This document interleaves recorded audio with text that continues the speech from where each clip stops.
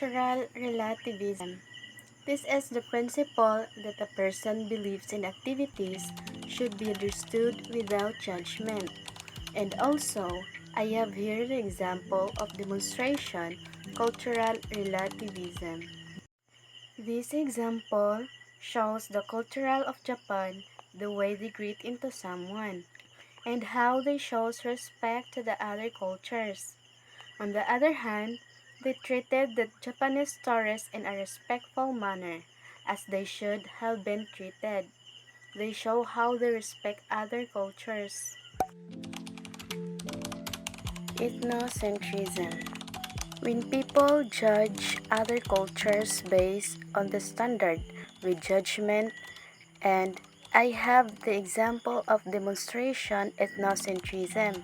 This video shows how they disrespectful to the other cultures. There were two tourists from Japan were looking for a store because they were hungry. They saw two women sitting nearby and asked them where the store was.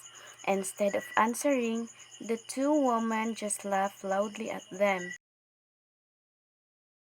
They eventually pointed them in the right direction, but they couldn't stop making fun of them between their laughter.